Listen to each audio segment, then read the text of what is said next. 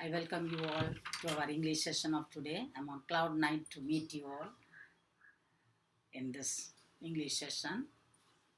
Right, children? You are all doing fine, I hope, and preparing your lessons with enthusiasm and energy. In the previous class, just I gave you an introduction of Ulysses, saying that it is a dramatic monologue and which he expresses his thirst for adventure in spite of being a king. And now let us see what is being said in the poem. It is a source of inspiration for people who wish to do adventures in their life, right? As I said, Ulysses is the king of Ithaca. He expresses his underlying thirst for adventure in this poem. He wrote this poem in memory of his friend, author Henry Hallam, who died at a young age. And this author Henry Hallam and even Ulysses has no death at all. He wrote this in memory of his friend, author Henry.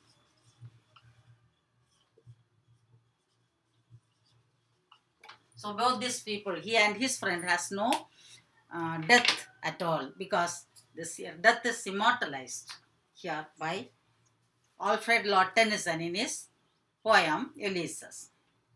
So as I said, Ulysses addresses the mariners in his third part. He does not see any worth in staying in the comfort of family life with his wife. He doesn't feel pleasure in staying with his wife and son. As a king, he thinks that what is the duty of a king? Listens to the complaints of the people's subjects and giving some judgment. Sometimes it will be a reward, sometimes it will be a punishment. So, listening to the complaints of the people and giving rewards or punishments to them, to the citizens of the country, he felt really very bored.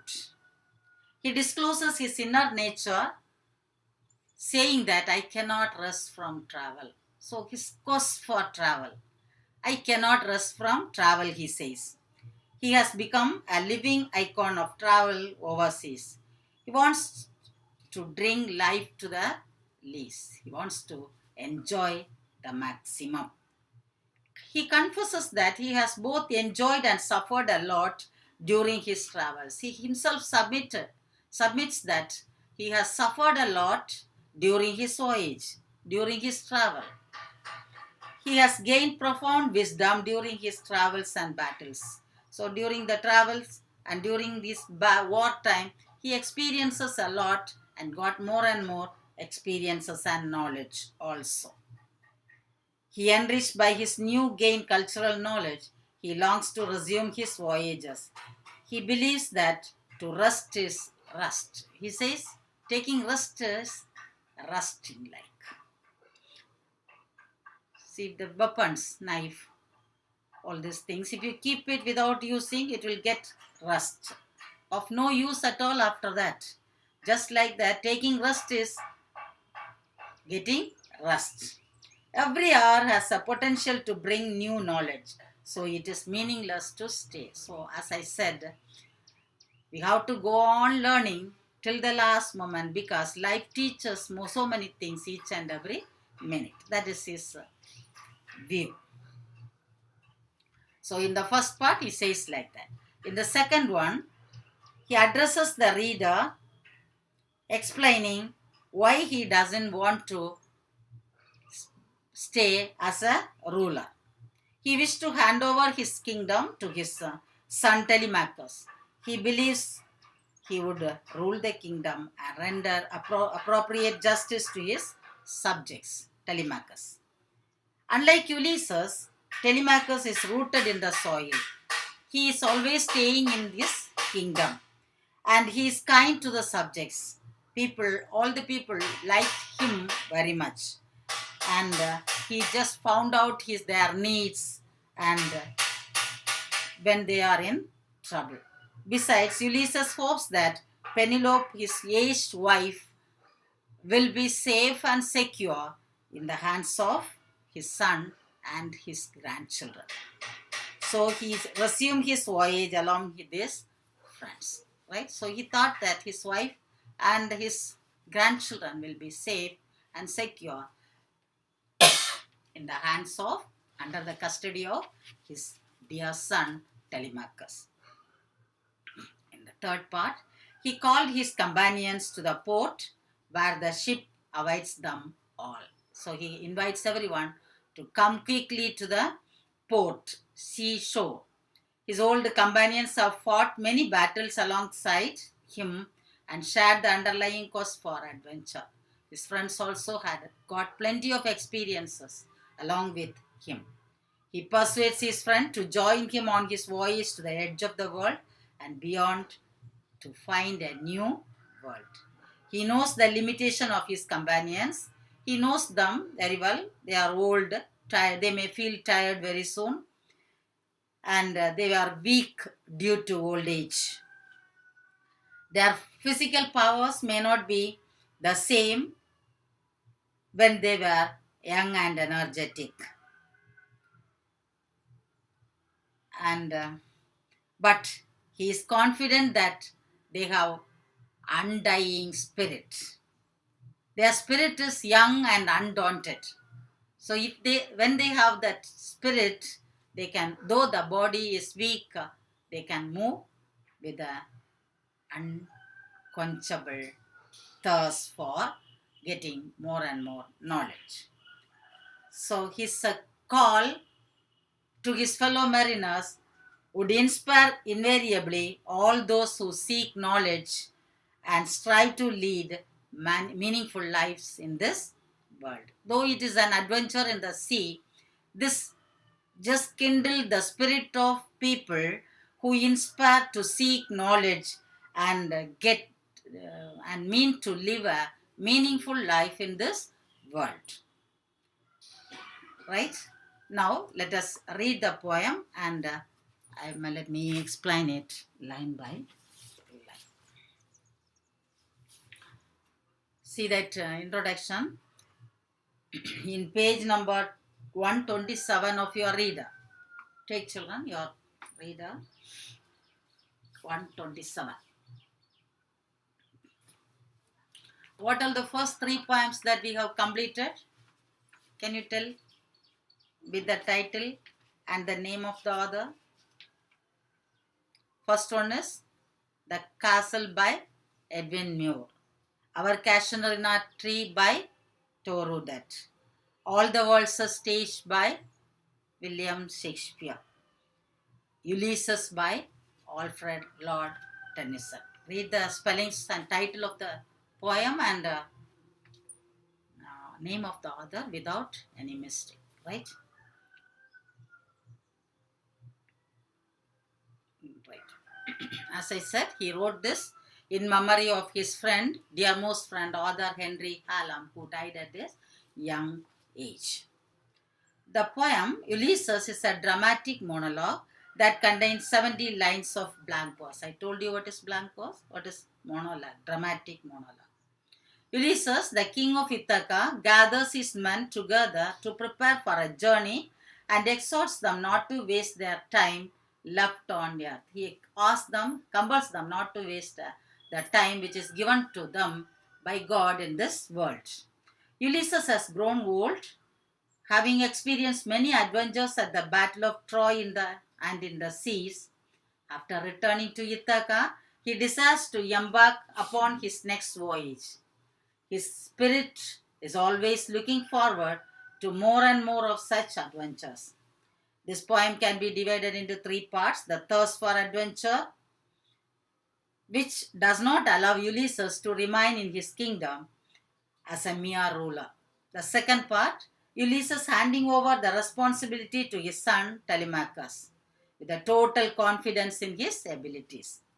And the third part, his clarion call to his sailors urging them to venture into the unknown lands. Read the poem Ulysses by Alfred Lord Tennyson, which speaks of the unquenchable thirst of the Greek hero Ulysses for travel and exploration of new vistas until death would overpower him. So this poem shows his unquenchable thirst for his adventure. Now let us read the poem, page number 127. A little profit, it little profits than an idle king. By this still heart, among these barren crags, mashed with an aged wife, I met and dole unequal loss into the savage race. It little profits. It is of no use. I don't have any interest that an idle king. I am here just as a king of Ithaca. But actually speaking, in the right sense of the term, I could say that I am an idle king. It has no use at all to me to be an idle king. By this still hearth, sitting by the side of the hearth, heat, fire, among these barren crags, mashed with an aged wife. So there is no meaning in living in the palace with my wife by the side of the fireplace. I met a dole, just allotting and distributing unequal loss to the savage race. He calls the subjects of his country as uncivilized people. There is no meaning in living a life as a king of this uncivilized people and allotting and giving punishments and giving some judgment to the complaints of the people. So I feel very bored to sit here in this kingdom, in this Ithaca, as a king of Ithaca, because there's no meaning in living with this old people, uncivilized people, my old wife giving some judgments for their nasty complaints. That hoard and sleep, that uncivilized people, the subjects of my country, they are hoard and sleep. They are very lazy people. Always they eat something, sleep. That is the only business of them. If possible, they fight with one another and come to me to trouble me also. And feed and know not me. They do not know my spirit of adventure. My purpose of life in this world, they do not know. So I don't like to live with these people and stay here in this palace. I cannot rest from travel. So from the bottom of his heart, he accepts that I cannot rest from travel. I wanted to move from one place to another. I will bring life to the least. I wanted to enjoy life to the maximum. All times I have enjoyed. All these days I have been enjoying my life by traveling and experiencing more and more things in my life, experiences in life. So now, the rest of my days also, I want to bring life to the least.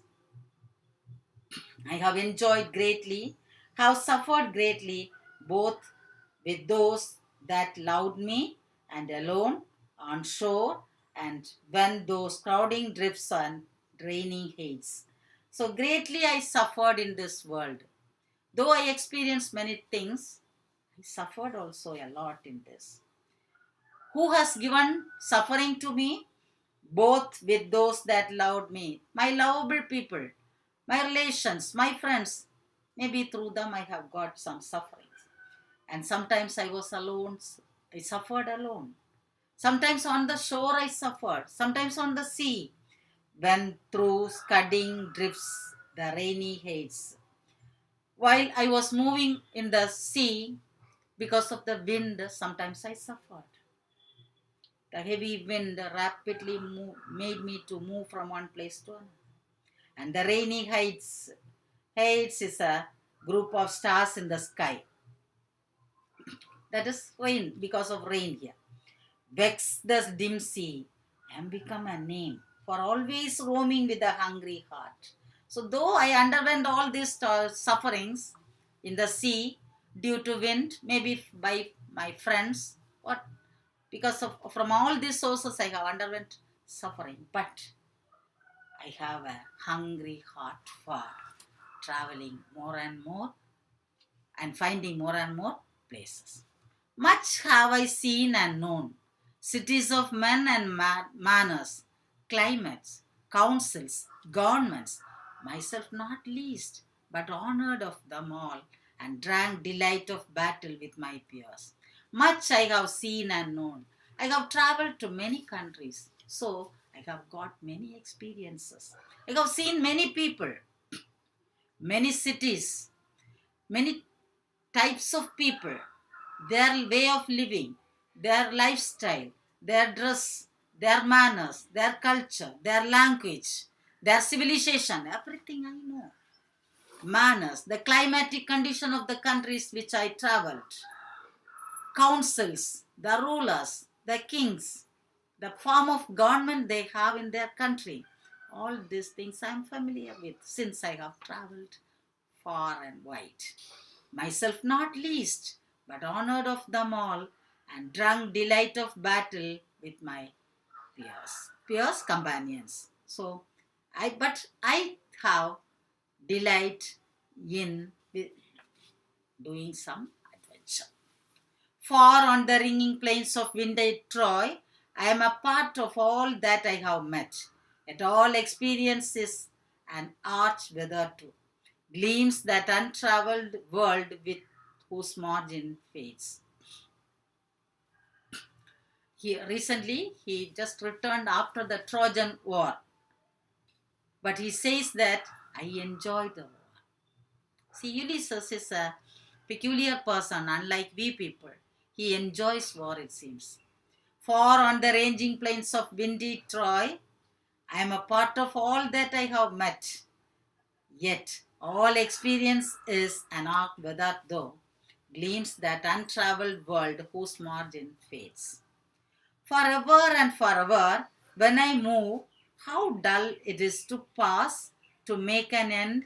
See, when I move further, I feel that it is a boring thing to stop my journey, to make an end to my travel, to rust unburnished. He says that taking rest is just like rusting, not to shine in use. So I cannot shine if I get rust. Like metals which becomes rusty if unused, life is meaningless without adventure. So he just gives a comparison here. Just like metals which becomes rusty and useless if unused and kept in one place, our life also is meaningless and it gets rusted without going for adventures, without traveling, without exploring something. Not to shine in use, as though to breathe were life piled on life. So he says that the meaning of life is sit in one place, eat something, breathe, and pass on the time. It is not like that. But meaning of life is just like an unrusted knife. We have to explore more and more things. But all too little, and of one to me, little remains, but every hour is saved. From that eternal silence, something more, a bringer of new things. And while it were every day is a new day, we have to find out new things. For some 3 suns, to store and hoard myself, and this grey spirit is yearning in desire to follow knowledge like a sinking star beyond the utmost bounds of human thought. For some 3 suns, 3 long years, suns here he refers to as 3 long years, to store and hoard myself.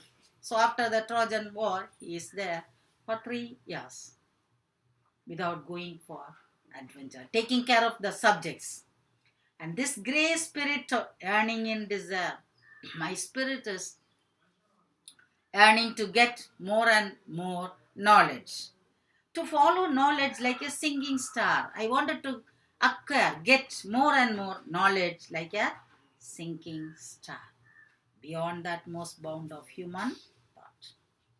So this is in the first part. This is the first part where he says that he wanted to get more and more knowledge and experiences, and he wished to go for adventure in his life. He doesn't like to stay as a king giving judgment to the subjects.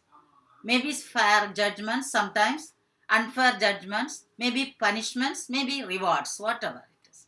I don't like to stay at my palace staying as an idle king. So these are the reasons he gives. Now the second part, he says, my son is there to take care of my subjects, country, and why he has confidence on his son, Telemachus. The reasons for his belief, confidence on his son, Telemachus, as a king. That is given in the next lines. This is my son, mine own, Telemachus, to whom I have the scepter and the eyes. Well out of me, discerning to fulfill this labor by slow prudence to make mild. This is my son, mine own Telemachus. So I am going to hand over my charge as a king to my son Telemachus. This is my son, to whom I leave the scepter. I am going to give the scepter, the rod, it's a symbol of kings. The scepter and the isles, the island. He is very confident that his son will use his prudence, patience to govern the people very wisely. He is very confident of his son, to whom I leave the scepter and the island that I am ruling. Well out of me, I love my son very much, my beloved son, discerning to fulfill this labor. He is the only suitable person to fulfill this labor and go ahead with the king. He is a person who is fit for a king rather than myself. This labor by slow prudence to make mild. By his patience, prudence, even though the problems are a little severe, he will make it mild. A rugged people. So he is the only person who can rule this crooked people, the uncivilized people of my country, Ithaca. A rugged people. And those soft degrees, subdue them to the useful and the good. Most blameless is he, centered in the sphere. So if people ask about Telemachus to the subjects, to the citizens of the Ithaca, they used to say that he is blameless. He is a very good person. He has good conduct with the subjects of the country. He just inquires their needs and necessities, and he just fulfills their needs. And when problems arises, he knows to handle them very mildly and give proper judgments to their problems. To the rugged people, to the uncivilized, uncultured people of Ithaca. The rugged people and those of degrees, subdue them to the useful and the good. Most blameless is he. Nobody will blame him. He has good name among his subjects. Centered in the sphere. Always he will be seen in the country only, taking care of the subjects. He has no interest to go far away from his kingdom. So, as and when people need his help, he will be available in that place. So, he is more suitable person than me to rule the country. of common duties, decent not to fail. He's a very decent fellow, very good person. He is very much conscious about his duties as a king. So he feels that his son will take care of his kingdom very well. In office of tenderness and pay, meet adoration to my household gods. He is a God-fearing man. When I am gone, he works his work, I mine. So when I am gone, I will go on with my work and he will take care of this country. He will be a duty conscious person who gives proper judgment to the subjects. There lies the port, the vessel of Circe. So I feel that I can move away from this place and paving way for my son to take care of my country and my wife and my grandchildren. And he says that there lies the port. The port is very near. The vessel puffs. The ships are ready to sail. So I have no other business here. I have to go to the port to sail in the sea. There gloom the dark, broad seas, my mariners, souls that have toiled and wrought and thought with me, that ever with a frolic welcome to the thunder and the sunshine and a post. There gloomed the dark, broad sea. We could see the sea. By the seaside, there is a ship waiting for us to move further. My mariners, fellow companions, my companions, souls that have toiled. So he just addresses them as toiled souls. They have suffered a lot in the previous expeditions and thought with me. They were staying with me. They are my best companions. That ever with their frolic welcome took the thunder and the sunshine and oppose. When thunder comes, when sunshine comes, when there is heavy storm, all these times, these my friends are always with me. Free hearts, free foreheads, you and I are old. Old age hath yet his honor and this toil. Free hearts, now I am relieved of my burden of my kingdom as a king.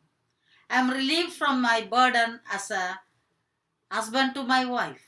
I am relieved as a father from a father to my son. I got relieved as a grandfather from my children. Now I am a free person. And I am relieved from my subjects as a king. Now I have free mind, heart, free forehead. I need not think about anything else. How to take care of my subjects, how to solve the problems of my subjects, how to provide food for them, how to bring economic development to the country.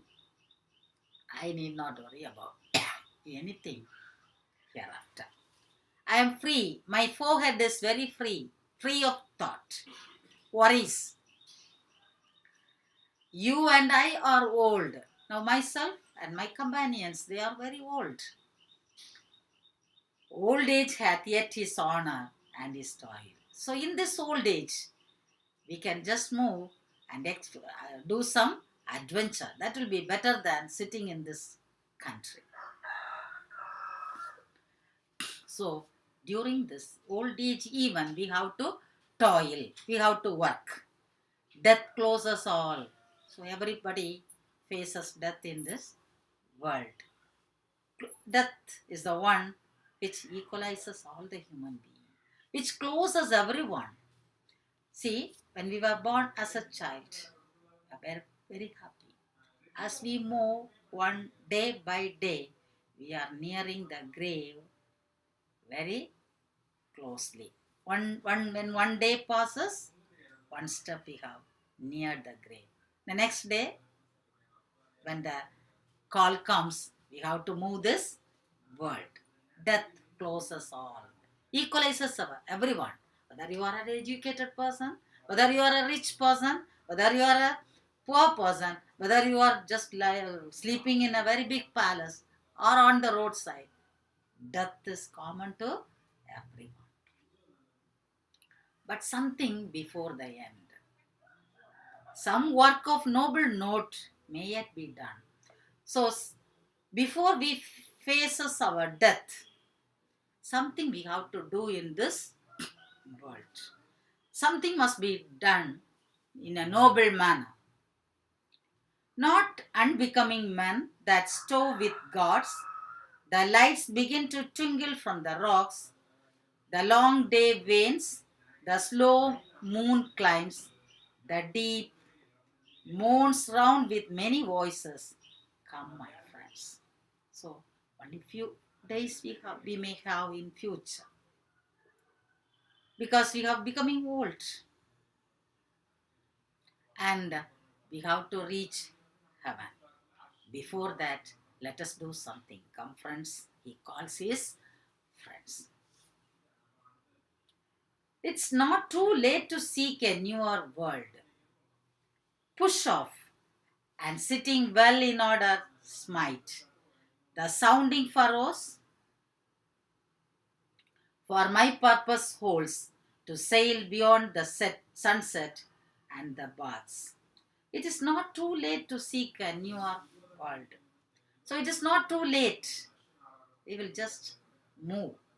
Push off and sitting well in order, smite the sounding furrows. For my purpose holds. Come fast and we will just move on with our purpose. To sail beyond the sunset. So our purpose is to travel beyond the sunset. And the baths. Baths, the ocean or river, which the Greek people believe that it is surrounding the earth, the flat earth. In olden days, people believe that the earth is flat and it is surrounded by baths, outer ocean or a river, water surrounding the flat earth. He says that we travel beyond the sunset and go beyond the rivers and seas of all the western stars until I die. So, how long I am going to travel? Till my last breath. Till my last breath, I should not get down from the spirit of adventure. It may be that the gulfs will wash us down. Sometimes we have to undergo some suffering, tortures, torments because of the wind. Sometimes we may be engulfed in a gulf with washers down. The gulf may wash us down. It may be we shall touch the happy isles. Sometimes we will be just thrown to the island of the great Atlantic or Pacific Oceans. We do not know what we are going to face in future, whatever it is. It may be we shall touch the happy islands of the Atlantic Ocean and see the great Ulysses whom we knew, the great warriors. We will meet the great warriors there. We will see the great warriors of Greece there. Though much is taken, much abides, and though we are not now that strength which in old days moved earth and heaven, that which we are, we are. In olden days, we are young and energetic. Whatever we think, we feel that we can do it because the blood is young, spirit is there. But much of it is gone. Since we have become old, since we have become an experienced persons, most of our strength is gone. We are not now that strength. We don't have the strength now as we have when we were in the teenage or maybe below 35 years old, which in olden days moved earth. If you want to move, we have that much strength even to move the earth and heaven. That which we are, one equal number of heroic hearts, made weak by the time and fate, but strong in will. Made weak by time and fate. Once we have that much strength to move heaven and earth, the physical strength we have. But now, because of time and fate, we have lost our strength. Now we are in the old age. But we have strong willpower. Though physically we are weak, we are very strong in our spirit. Why do we need that spirit? Will, strength in spirit? To strive, to seek, to find, and not to yield. This is the famous line of Alfred Lord Tennyson, about which critics have written books after books. Books after books. If you go to a very good library, you can see the explanation of this line: to strive, to seek, to find, and not to yield. So, books after books written after this explanation for this. Tennyson must have this in mind when he writes this line. And it is a very great, very famous, very good, meaningful line. To strive, struggle. Why to struggle? To seek, to find out more and more things in our life, to get more and more experiences in life. Right? A very famous line. I will explain it in the next class, and we will wind up this poem in the next class. Till then, you read it once more, and if you have any doubt, just clarify it, children. We will meet in the next class. Thank you.